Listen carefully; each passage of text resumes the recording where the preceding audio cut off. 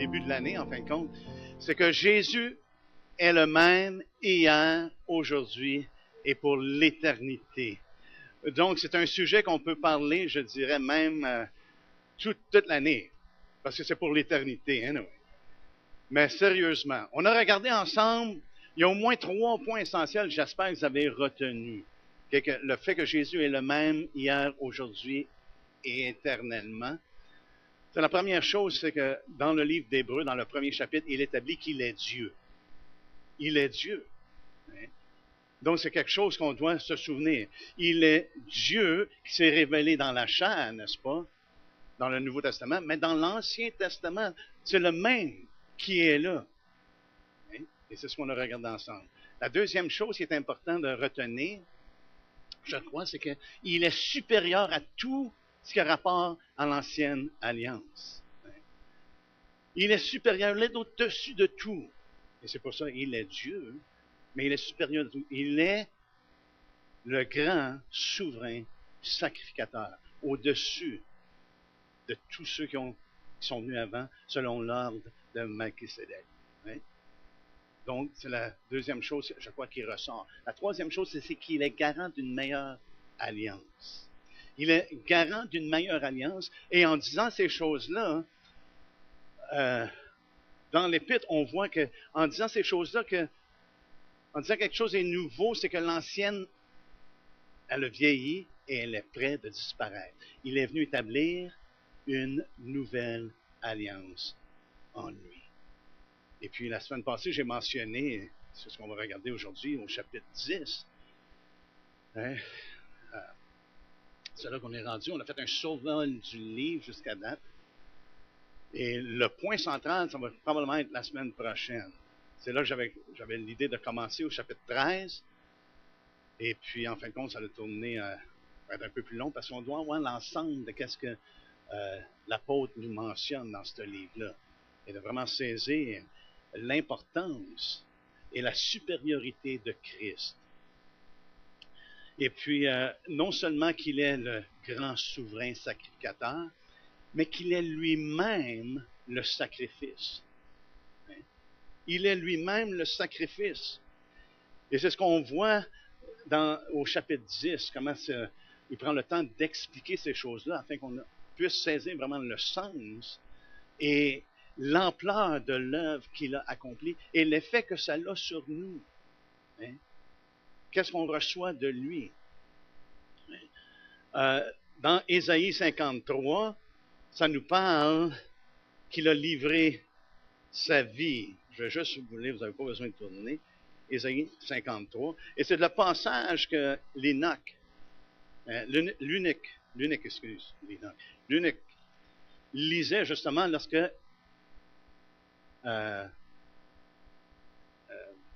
voyons, son nom m'échappe. Philippe, merci. Lorsque Philippe, on a parlé d'Étienne, j'avais Étienne dans la tête, mais Philippe, lorsqu'il a rencontré l'eunuque.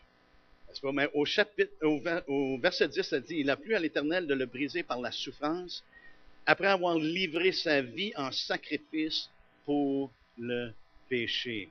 Donc, on sait que Jésus nous a dit qu'il est venu donner sa vie. Il est venu donner sa vie. Il a livré sa vie en sacrifice. Jean a prophétisé, voici l'agneau de Dieu qui ôte les péchés du monde. Voyez-vous, les enfants d'Israël auraient dû reconnaître, les Hébreux auraient dû reconnaître l'agneau de Dieu. Pourquoi? Parce qu'il était prophétisé, il a été comme donné justement dans Ésaïe, ça nous parle, j'aurais dû rester là, dans Ésaïe, ça nous parle, je crois, c'est au verset 7, il a été maltraité et opprimé, et il n'a point ouvert la bouche, semblable à un agneau qu'on mène à la boucherie. Donc, s'ils auraient été matures, et c'est une des raisons, je crois, qui reprend les Hébreux, justement, qui leur dit qu'ils sont pas, ils auraient dû être des maîtres, ils auraient dû être en mesure d'enseigner, et maintenant, il y avait besoin d'avoir du lait. Ils auraient dû être en mesure d'avoir de la viande, ils auraient dû reconnaître et entendre ce qui avait déjà été prophétisé d'avance et ce que Jean avait déclaré. Voici l'agneau de Dieu qui ôte les péchés du monde. Et ça me rappelle qu'est-ce que Isaac a dit à Abraham, n'est-ce pas? Père, il y a le bois, il y a le feu, mais où est l'agneau? Mon fils, il dit, Dieu se pourvoira lui-même de l'agneau, de l'offrande. C'est Dieu qui va s'occuper de ça. Hein? Mon fils, Dieu se pourvoira lui-même de l'agneau pour l'Holocauste. Alléluia. Ces choses-là sont annoncées longtemps d'avance. Longtemps d'avance. Hein? Il a été maltraité. C'est des choses qu'il aurait dû reconnaître. Philippe a été en mesure, justement, de partager avec l'eunuque concernant ces choses. Et plus tard, il a demandé, qu'est-ce qui m'empêche d'être baptisé? Il avait cru que Jésus-Christ était le Fils de Dieu. Alléluia. C'est ce que ça pointe. Et dans le livre d'Hébreux, c'est important parce qu'il commence avec le fait que non seulement que Dieu nous a parlé à travers les anges, à travers les prophètes, mais il nous a parlé maintenant dans les derniers temps par le Fils. Il aurait dû reconnaître qu'il était le Fils. Et Pierre mentionne que nous avons été rachetés, non pas par des bêtes, mais par le sang précieux de Christ, comme d'un agneau sans défaut et sans tache. Donc, on va commencer à lire au chapitre 10. Ça nous dit au verset 1, « En effet, la loi qui possède une ombre des biens à venir et non l'exacte représentation des choses ne peut jamais, par les mêmes sacrifices qu'on offre perpétuellement chaque année, amener les assistants à la perfection. Autrement, n'aurait-on pas cessé de les offrir, puisque ceux qui rendent ce culte, étant une fois purifiés, n'auraient plus eu aucune conscience de leurs péchés. Mais le souvenir des péchés est renouvelé chaque année par ces sacrifices, car il est impossible que le sang des taureaux et des boucs ôte les péchés. » Voyez-vous, lorsque Jean dit « Voici l'agneau de Dieu qui ôte les péchés du monde », il révélait que qu'est-ce qui était impossible avec l'ancienne alliance est maintenant accompli par le garant d'une meilleure alliance.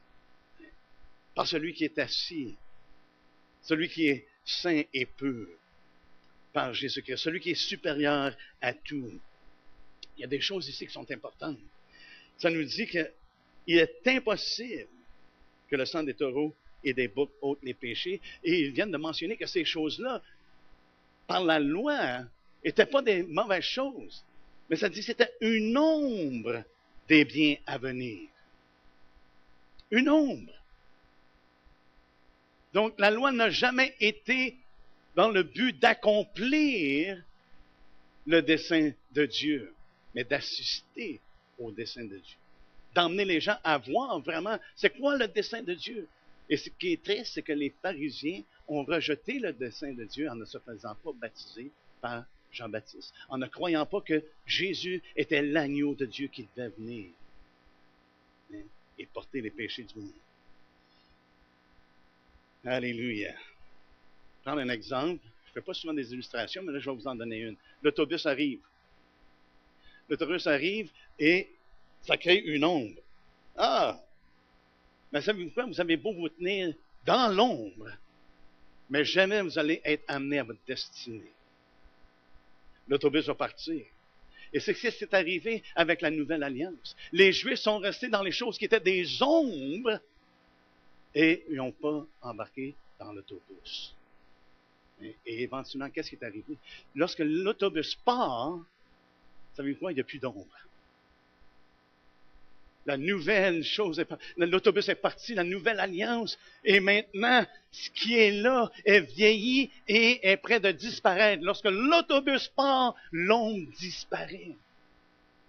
Et ici, c'est ce que ça nous fait peur. Il dit, la loi qui possède une ombre des biens à venir et non l'exacte représentation des choses ne peut jamais, ça n'a jamais été le but de la loi de justifier les hommes.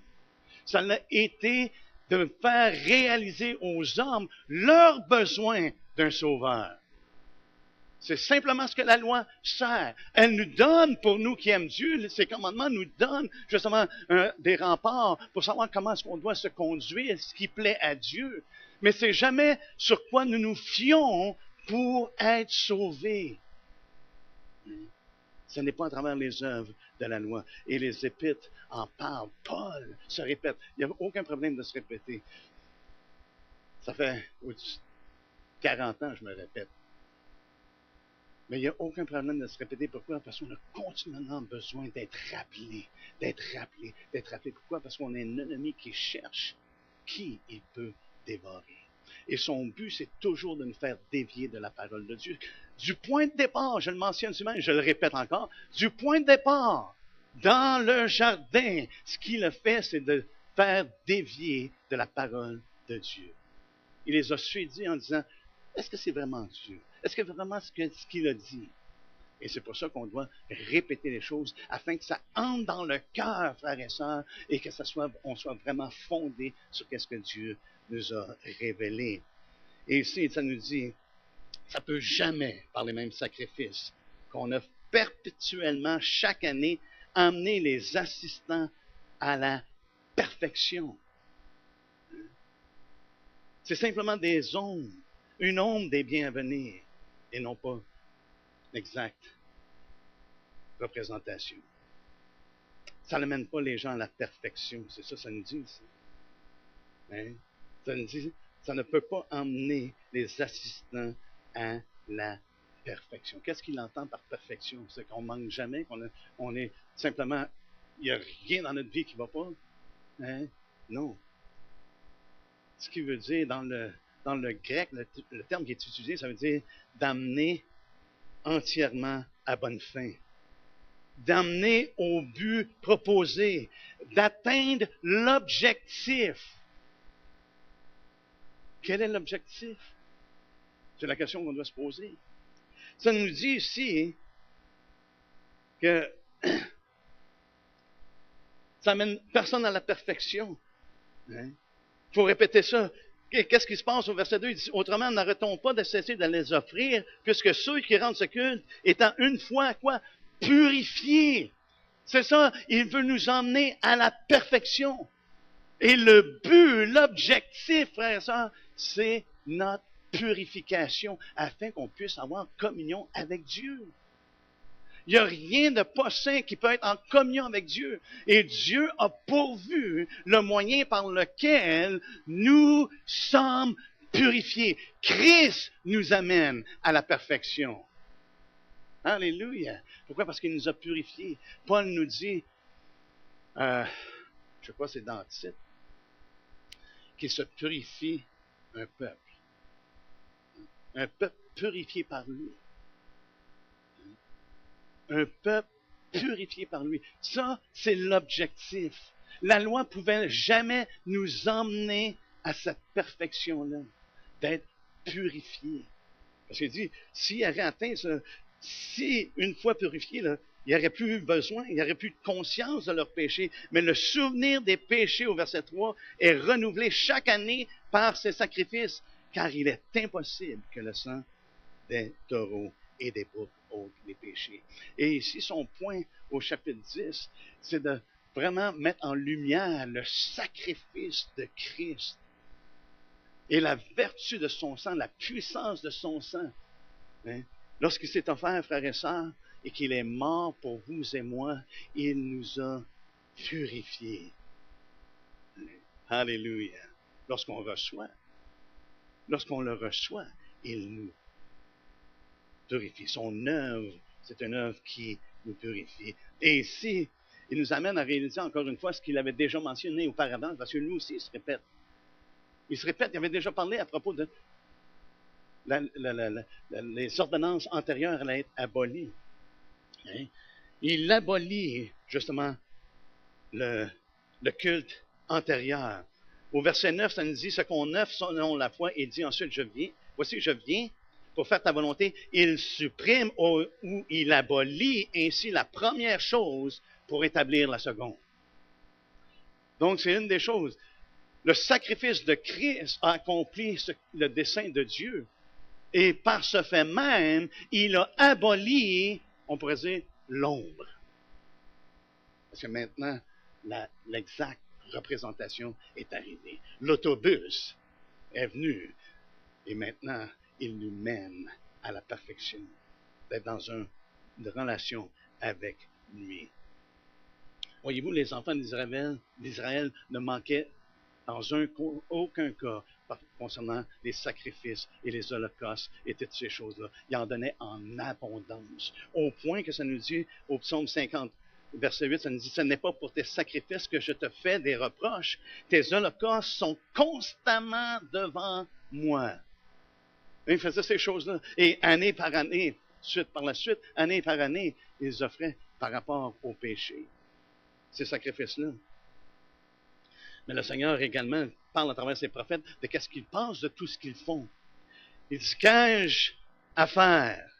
De la multitude de vos sacrifices, dit l'Éternel, je suis rassasié, ou je suis là des holocaustes de béliers et de la graisse des veaux. Je ne prends point plaisir au sang des taureaux, des brebis et des boucs. Ça, c'est Ésaïe 1:11.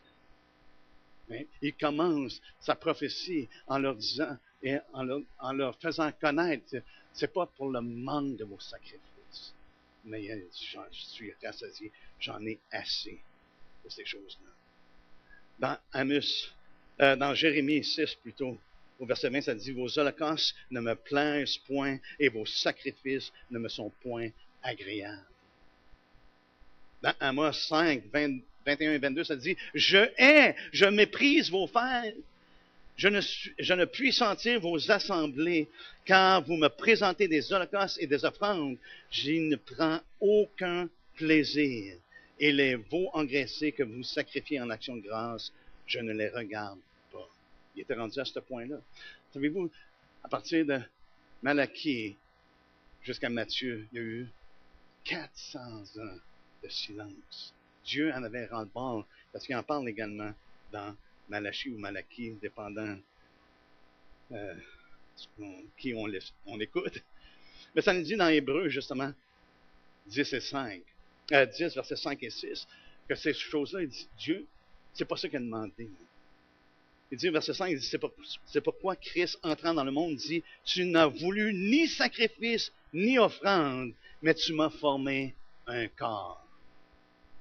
Tu n'as agréé ni holocauste, ni sacrifice pour le péché. Alors j'ai dit, voici, je viens dans le rouleau du livre. Il est question de moi pour faire, ô Dieu, ta volonté. Ce Dieu ne voulait pas de ces sacrifices-là.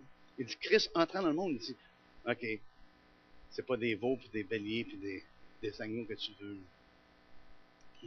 Mais tu m'as formé un corps. Quelque chose de supérieur. Quelque chose qui surpasse s'il y avait l'ombre qui était là, mais la réalité des choses, des cieux. Si vous voulez bien, on va tourner dans Psaume 40. Parce que Jésus n'a pas juste simplement dit ça comme ça, là. Mais ça a été mentionné dans le Psaume 40.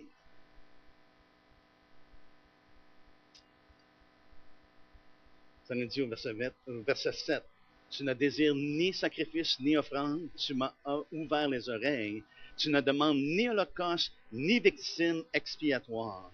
Alors je dis, voici je viens, avec le rouleau du livre écrit pour moi.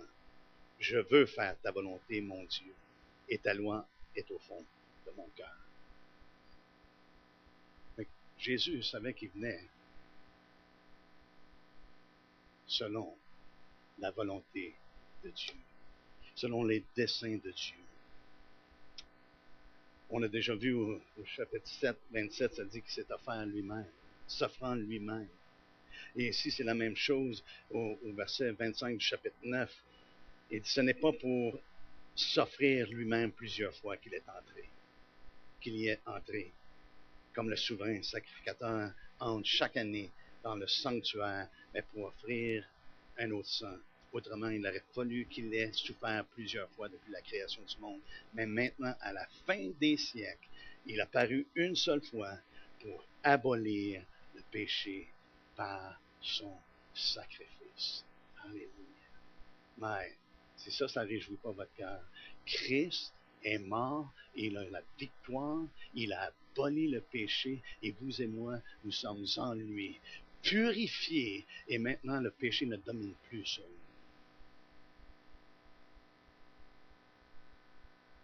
Le péché ne domine plus sur nous. Et en lisant l'Ancien Testament, je réalise que les enfants d'Israël, s'ils avaient offert des choses pour toutes les fois qu'il y aurait eu des manquements, ils auraient passé leur journée à offrir des bœufs, des agneaux.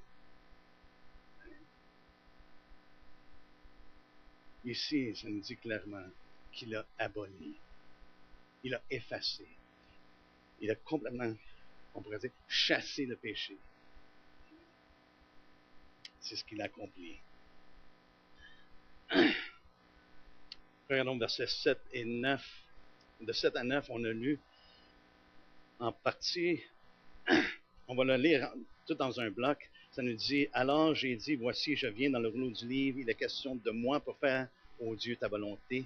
Après avoir dit, d'abord, tu n'as voulu et tu n'as agréé ni sacrifice, ni offrande, ni holocauste, ni sacrifice pour le péché, ce qu'on offre selon la loi. Il dit ensuite, voici, je viens pour faire ta volonté.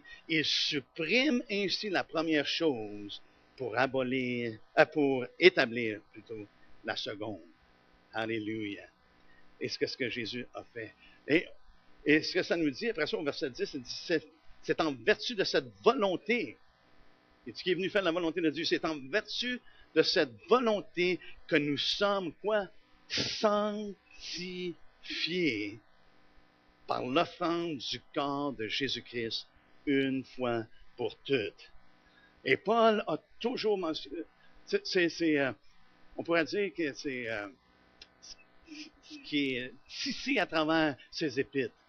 Il l'a dit aux Thessaloniciens, il dit, et je vais le lire dans l'Ostervan, il dit, c'est ici en effet la volonté de Dieu que vous soyez sanctifiés.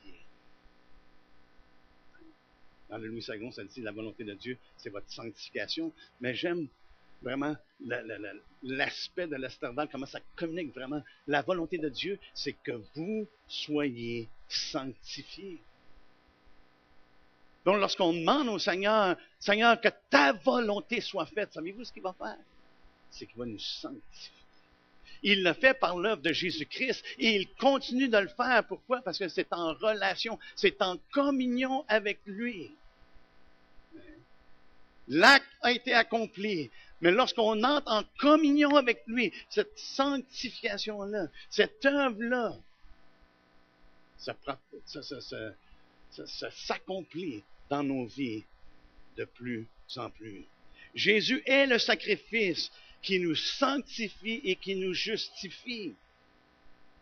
Et on voit ça à partir du verset 10, justement, et jusqu'au verset 31, là, l'ensemble de qu'est-ce qu'il dit. C'est en vertu de cette volonté que nous sommes sanctifiés. Mais juste pour vous rappeler, allez avec moi dans 1 Corinthiens. Et je vais vous lire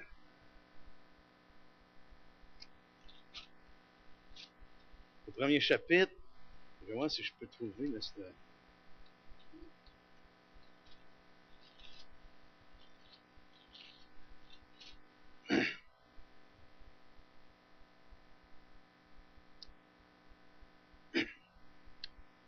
je vais juste vous lire Acte 20, 32. Ça nous dit, et maintenant, je vous recommande. OK? Paul qui parle. Et maintenant, je vous recommande à Dieu et à la parole de sa grâce, à celui qui peut édifier et donner l'héritage avec tous les sanctifiés. C'est qu'on voit ici que Paul réalise, ou vraiment qu'il communique clairement, que la sanctification est vraiment, c'est comme on pourrait l'associer avec la circoncision de Christ. C'est la circoncision du cœur. Avec tous les sanctifiés. Il n'y a personne en Jésus-Christ, personne qui a reçu la grâce de Dieu qui n'est pas sanctifiée et que cette œuvre-là ne continue pas. Regardez les paroles qu'il utilise. Il dit maintenant, je vous recommande à Dieu et à la parole de sa grâce. C'est ce que la parole de sa grâce nous fait connaître. À celui qui peut édifier et donner l'héritage avec tous les sanctifiés. Il peut édifier et donner l'héritage avec tous les sanctifiés. C'est une œuvre qui s'accomplit dans le cœur. Pourquoi? Parce que c'est sa circoncision. Il nous sanctifie. Il nous sanctifie. Maintenant, je vous ai dit de tourner dans 1 Corinthiens. C'est une bonne chose, j'ai gardé mon doigt là, parce que j'avais oublié. Alléluia. 1 Corinthiens, au premier chapitre, ça nous dit au verset 1, Paul appelé à être apôtre de Jésus-Christ par la volonté de Dieu, et le frère Sosthène à l'Église de Dieu qui est à Corinthe, à ceux qui ont été sanctifiés en Jésus-Christ, saints par vocation, ou appelés à être saints, à tous ceux qui invoquent en quelque lieu que ce soit le nom de notre Seigneur Jésus-Christ, leur Seigneur et le nôtre. Et ici, il y a quelque chose qui est très clair, que Paul mentionne aux Corinthiens. Il dit, vous avez été à tous ceux-là, à ceux qui ont été sanctifiés en Jésus-Christ. C'est ceux qui ont invoqué le nom de Jésus. Qui ont invoqué le nom du Seigneur. Et on sait que Paul dit, quiconque invoquera le nom du Seigneur sera quoi? Sauvé. Mais on peut ici, en association, dire que quiconque invoque le nom du Seigneur va être sanctifié. Parce que c'est sa volonté. Paul nous dit que la volonté de Dieu, c'est que vous soyez sanctifiés. Et son offrande nous purifie, afin qu'on puisse avoir cette communion-là. Regardez, même lorsqu'il continue, on va aller au verset...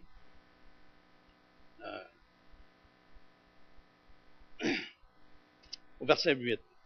Il vous affirmera aussi jusqu'à la fin, pour que vous soyez irréprochables au jour de notre Seigneur Jésus-Christ.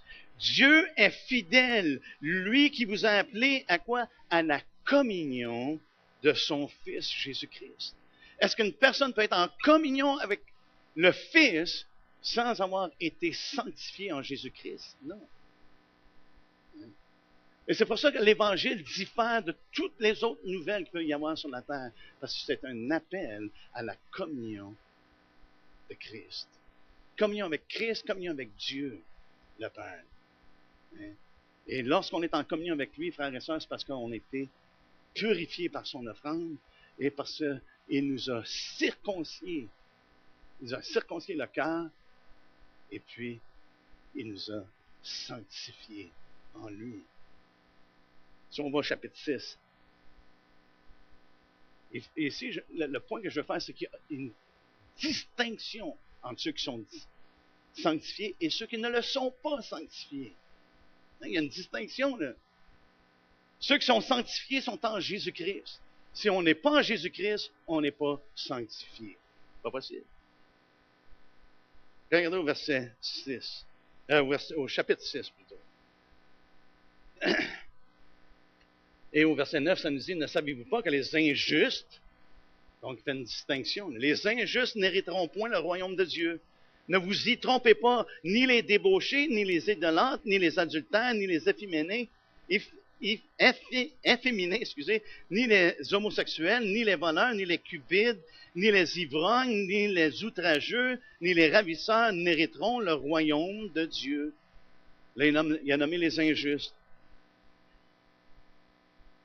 Au verset 11, et c'est là ce que vous étiez, quelques-uns d'entre vous. Mais vous avez été quoi? Lavés. Mais vous avez été quoi? Sanctifiés. Mais vous avez été justifiés au nom du Seigneur Jésus-Christ par l'Esprit de notre Dieu. Alléluia. Donc on voit qu'il y a une distinction. Si quelqu'un est appelé sanctifié, c'est parce qu'il est en Jésus-Christ. Et je crois que c'est un point qui est important dans l'Hébreu.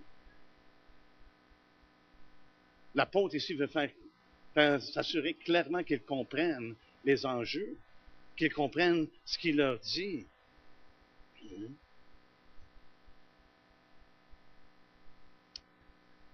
y a une chose qui est mentionnée également au verset 10, je crois qu'il est important d'attirer notre attention. Ce que ça nous dit, c'est en vertu de cette volonté que nous sommes sanctifiés par l'offrande, et il spécifie du corps de Jésus-Christ. Une fois pour toutes. Et la raison pour laquelle j'ai emmené votre attention là-dessus, frères et sœurs, parce que ce qu'on est en train de regarder, c'est que Jésus est le même. Hier, aujourd'hui, éternellement. Il est le même.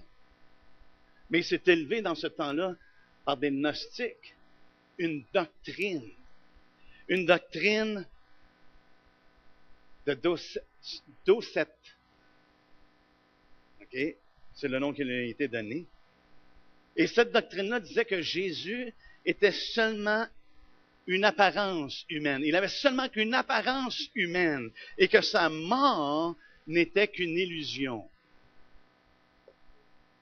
Voyez-vous l'importance de connaître que Jésus est le même hier, aujourd'hui et pour l'éternité? Pourquoi? Parce que ici, ça nous dit par l'offrande du corps de Jésus-Christ. Jésus-Christ est né dans la chair. Il est né, il a un corps et il est vraiment mort sur la croix. Et on peut de cette façon-là, frères et sœurs, discerner que ceux qui viennent avec un autre message, qui disent « Oh non, non, non, Jésus, il avait juste l'apparence d'être humain. Il était trop bon, trop saint. Il ne pouvait pas certainement être dans ce monde de perversité et de dépravé. » Mais ici, la parole de Dieu est claire. L'Esprit nous donne, à travers la parole des apôtres, que Jésus est vraiment venu dans la chair. La parole a été faite chair. Et c'est par l'offrande du corps de Jésus-Christ, une fois pour toutes. Il avait besoin de verser son sang. Il a donné sa vie, frères et sœurs. Et on peut réfuter les gens qui viennent à l'opposition de ça, dire non, non, non, non, non. La parole de Dieu est claire. La parole de Dieu est claire. Alléluia. On va continuer à lire. Au verset 11, ça nous dit, tandis que tout sacrificateur, on est dans Hébreux 10, et au verset 11, et tandis que tout sacrificateur fait chaque jour le service et offre souvent les mêmes sacrifices qui ne peuvent jamais ôter les péchés. Voyez-vous comment est-ce qu'il veut mettre l'emphase, le contraste qu'il fait? Jésus est supérieur, son offrande est supérieure. Alléluia. Il l'a fait une fois pour toutes. Hein? Verset 12, lui, après avoir offert un seul sacrifice pour les péchés, s'est assis pour toujours à la droite de Dieu. Souvenez-vous, au chapitre 8, on a regardé ensemble, et il dit le point capital, c'est justement que Jésus est dans les cieux. Il est à la droite de Dieu, hein, à côté de la majesté divine. Alléluia.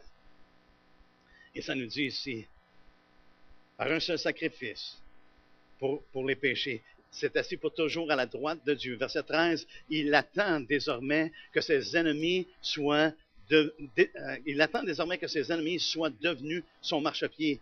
Car par une seule offrande, il a emmené à la perfection pour toujours ceux qui sont sanctifiés. Une personne doit être en Jésus-Christ pour être sanctifiée. C'est clair. Et il l'a emmené à la perfection pour toujours. Qu'est-ce que ça veut dire?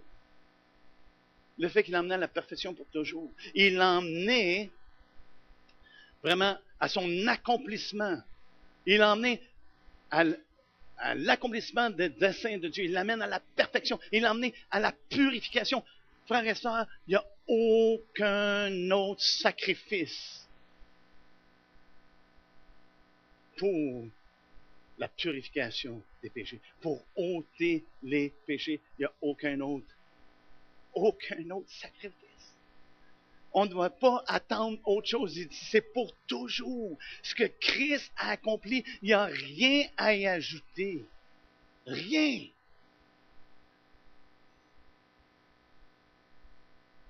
Alléluia. Et ça nous dit, c'est ce que le Saint-Esprit, au verset 15, nous atteste aussi. Car après avoir dit, voici l'alliance que je ferai avec eux. Après ces jours-là, dit le Seigneur, je mettrai mes lois dans leur cœur et je les écrirai dans leur esprit. Il ajoute, et je ne me souviendrai plus de leurs péchés ni de leurs iniquités. Or là où il y a pardon des péchés, il n'y a plus de péché. Alléluia. Est-ce que nous sommes pardonnés en Jésus-Christ? Est-ce que son offrande nous pardonne? Est-ce qu'il a obtenu le pardon, frères et sœurs? Nous sommes pardonnés en Jésus-Christ. Demeurons en Jésus-Christ. Il n'y a pas d'autre sacrifice qui peut être fait. Le sacrifice a été fait une fois pour toutes. Alléluia. Plus je regarde au livre d'Hébreux, plus j'aime le Seigneur. Oh, alléluia! Pourquoi? Parce que moi, je me souviens. Si Dieu dit, moi, je ne me souviendrai plus de leur iniquité, mais parfois, par contre, l'ennemi me rappelle des choses, n'est-ce pas? Notre conscience, des fois, peut être... Et c'est pour ça que, frères et sœurs, on doit saisir l'offrande de Christ, l'œuvre qu'il a accomplie, parce qu'il vient purifier nos consciences. Et c'est ce qu'il nous parle dans ce passage-là. Il vient purifier nos consciences. Il amène à la perfection pour toujours ceux qui sont sanctifiés. Ça qualifie ceux qui sont sanctifiés. Il amène à la perfection pour toujours. Parce qu'il n'y a aucune autre chose à être accomplie. Rien à ajouter. Comme on a vu au chapitre 9, au verset 6, ça nous dit qu'il a aboli le péché. Le péché est aboli. Et on l'a vu à partir du verset 15, il dit la nouvelle alliance est établie.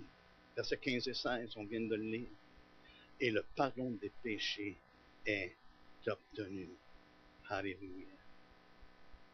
Le pardon des péchés est obtenu. Vous voyez, la sanctification, c'est que Christ nous a séparés des choses qui étaient profanes. Et maintenant, nous sommes dévoués ou dédiés à Dieu, en Jésus-Christ. C'est ce que le terme, à chaque fois que le terme est utilisé dans le grec, il est utilisé 28 fois sanctifié. Et les 28 fois, c'est toujours la même chose. D'être sanctifié, d'être vénérable, d'être saint. On est séparé des choses profanes et dédié à Dieu. À partir du verset 19, on voit les mérites de son sacrifice. Hein? Ils sont tellement merveilleux. Regardons ensemble les mérites. Ainsi donc, mes frères. Après avoir dit tout ce qu'il a dit, voyez-vous, le sacrifice, la supériorité du souverain sacrificateur et de son sacrifice, il dit, ainsi donc, mes frères, nous avons obtenu le pardon des péchés, nous sommes purifiés, nous sommes sanctifiés en Jésus-Christ. Ainsi donc, mes frères, nous avons au moyen du sang de Jésus une libre entrée dans le sanctuaire. Alléluia. Ce matin, êtes-vous entrés dans le sanctuaire? Lorsque vous vous agenouillez ou vous asseyez, ou quel que soit le temps que vous prenez avec le Seigneur, est-ce que vous réalisez que vous avez une libre entrée dans le sanctuaire? Non pas avec des taureaux, non pas avec des béliers, non pas avec des agneaux, mais par le sang de Jésus-Christ. Par une route nouvelle. Alléluia, c'est ce que ça nous dit. Par une route nouvelle et vivante. Wow! Et ça vient me mettre au défi, frères et sœurs. Est-ce que ma relation avec Jésus est vraiment vivante? Ou suis-je tombé à me tenir dans l'ombre En pensant que, ah, là, il faut que je fasse, il faut que je, ah, ok, peut-être bien si je prie de même, quand j'ai fait ça la dernière fois, il y a quelque chose qui était... Non, c'est une relation qui est vivante. Hein? Mon épouse et moi, on a une relation qui est vivante. On communique ensemble, on passe du temps ensemble, on aime être ensemble. On va prendre des tours de taux juste pour être ensemble. Est-ce qu'on aime le Seigneur pour vouloir être avec lui parce que c'est une relation qui est vivante, c'est une communion vivante? Je crois que le Seigneur a beaucoup plus que qu'est-ce qu'on connaît. Lorsqu'on examine les Écritures et qu'on voit, est-ce qu'on croit que c'est la vérité? Première des choses, on doit établir, est-ce que la parole de Dieu est la vérité? Jésus dit, sanctifie-les par la vérité. Ta parole est la vérité. Une personne qui lit la parole de Dieu, qui médite la parole de Dieu et qui n'a pas ce fruit-là, cette œuvre-là de sanctification, frères et sœurs, ils n'ont pas vraiment lu la parole de Dieu, ils n'ont pas vraiment saisi la parole de Dieu. Pourquoi il dit, Jésus a prié, est-ce que le Père répond à Jésus lorsqu'il demande, Père, sanctifie-les par ta vérité, ta parole est la vérité. C'est certain, frères et sœurs, lorsqu'on lit la parole de Dieu, l'Esprit est à l'œuvre pour nous sanctifier. Et ça doit se refléter. Ça doit se refléter dans nos vies de tous les jours. Donc, on a une libre entrée dans le sanctuaire par la route nouvelle et vivante qu'il a inaugurée pour nous au travers du voile, c'est-à-dire de quoi? De sa chair. Fait que Jésus est vraiment mort. Il avait vraiment un corps et il est mort. Ne laissez personne essayer de vous emmener une situation où c'est, mais c'était une illusion. C'était juste une apparition.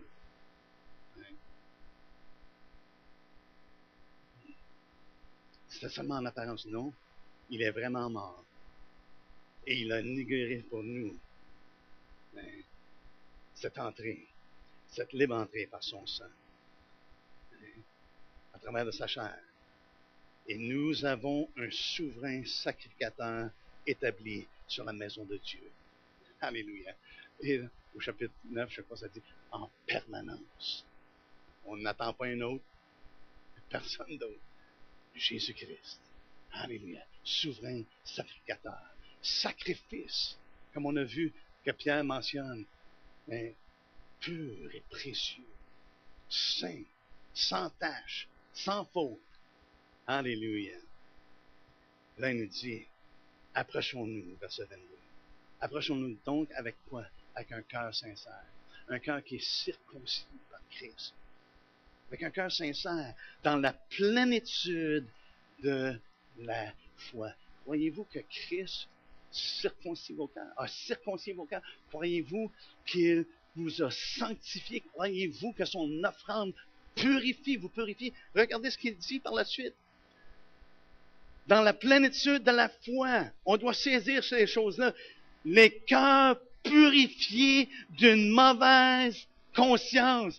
Le sang de Christ, seule l'offrande de Jésus-Christ, frères et sœurs, purifie nos consciences. Alléluia. Et une conscience purifiée, ça nous dit, je ne me souviendrai plus de leur iniquité. Alléluia. Je ne me souviendrai plus de leur iniquité. Ils obtiennent le pardon en Jésus-Christ. Alléluia. Ça fait penser dans l'Acte, le passage, Paul, ce qu'il a reçu de la part du Seigneur, l'appel qu'il a reçu au chapitre 26 de Acte. Ça nous dit au verset 16, il dit, mais lève-toi. Après qu'il donne son témoignage qu'il a rencontré Christ qui était tombé, mais le Seigneur dit, lève-toi. Mais lève-toi au verset 16 et tiens-toi sur tes pieds car je te suis apparu pour t'établir ministre et témoin des choses que tu as vues et de celles pour lesquelles je t'apparaîtrai. Je t'ai choisi du milieu de ce peuple et du milieu des païens vers qui je t'envoie afin que tu leur ouvres les yeux pour qu'il passe des ténèbres à la lumière et de la puissance de Satan à Dieu, pour qu'il reçoive par la foi en moi, le pardon des péchés et l'héritage avec qui? Les sanctifiés. Alléluia. Il n'y a personne qui est en Jésus-Christ qui n'est pas sanctifié. Paul a été envoyé justement dans ce but-là, précisément. C'est que tu passes des ténèbres à la lumière, tu passes de la puissance de Satan à Dieu. Il y a une transformation, il y a une sanctification. Tu as été ôté des choses profanes et dévoué à Dieu. Alléluia. Donc, il a purifié les cœurs purifiés d'une mauvaise conscience, au verset 22. Et la fin, ça nous dit, et le corps lavé d'une eau pure. Il a dit aux Corinthiens, vous avez été lavés, vous avez été sanctifiés, vous avez été purifiés. Alléluia. Donc, il a les mérites de son sacrifice. Ici, ce qu'on peut voir, c'est que le sang de l'Alliance inaugure une libre entrée dans le lieu saint. Chose que le Saint-Esprit nous a dit que dans le passé, ça n'avait pas été ouvert encore. Hein? C'est au chapitre 9, il dit, au verset, chapitre 9, 8, ça nous dit, le Saint-Esprit montrait par là que le chemin du lieu très saint n'était pas encore ouvert. En Jésus-Christ, il est ouvert. Le chemin au lieu très haut. On ne passe pas par les hommes. On passe par l'homme Jésus-Christ. Alléluia. Le médiateur. Le médiateur entre les hommes. Et le fait qu'il est homme, on sait qu'on a un sacrificateur, un souverain sacrificateur qui est quoi? Qui est compatissant. Qui est compatissant envers nous. Fait que rien ne devrait nous empêcher de s'approcher de lui. Alléluia. Et le voile est déchiré. Lorsque Jésus est mort, qu'est-ce qui est arrivé dans le temple? C'est comme Dieu dit, OK, et voilà, c'est fini, c'est accompli. Maintenant, le lieu saint, le lieu très saint, est ouvert. Il est ouvert par une route nouvelle et vivante. Donc, on a vu un sacrificateur établi sur la maison de Dieu en permanence, parce que l'œuvre est accomplie et elle est inaltérable. Elle est inchangeable. Au verset 22, on a vu ensemble de s'approcher parce que nos cœurs sont purifiés, de s'approcher avec un cœur sincère, un cœur vrai. Et nous avons été lavés également. Et on voit, c'est une œuvre complète, frères et sœurs. Une œuvre complète. Et je sais que des fois, on va utiliser les Écritures, on va dire, mais Dieu regarde au cœur. Et souvent, les personnes qui vont utiliser ça, souvent, c'est des gens qui s'excusent de leurs péchés, de vouloir continuer dans leurs iniquités. Oh, Dieu regarde au cœur. Ou continuer dans les choses qu'ils savent que... Ah. Mais ce qui est intéressant, il dit, les cœurs purifiés d'une mauvaise conscience et le corps lavé. Oh! Le corps lavé. La sanctification, frères et sœurs, c'est une œuvre qui est complète. C'est la sanctification interne, le cœur, et c'est la sanctification externe, le corps lavé. C'est pour ça que Paul pouvait dire dans Thessaloniciens, 1er Thessaloniciens, justement lorsqu'il prie, 1er Thessaloniciens, chapitre 5, au verset 23, ça dit que le Dieu de paix vous sanctifie lui-même, tout entier, et que tout votre être, l'esprit, l'âme et le corps soient conservés irréprochables lors de l'avènement de notre Seigneur Jésus-Christ. Pour ma part, ça semble que l'Esprit de Dieu nous révèle dans sa parole que c'est une œuvre qui est complète. C'est pas simplement, et c'est pour ça même mercredi soir, on a eu une petite discussion qui parlait de comment est-ce que des gens reçoivent Jésus comme sauveur, maintenant comme Seigneur. Pour moi, C'est une contradiction. Tu ne peux pas recevoir Jésus-Christ comme sauveur sans qu'il soit ton Seigneur, parce qu'on est sanctifié par le Seigneur Jésus-Christ. Et le salut, c'est de croire que Dieu l'a ressuscité, le Seigneur Jésus-Christ.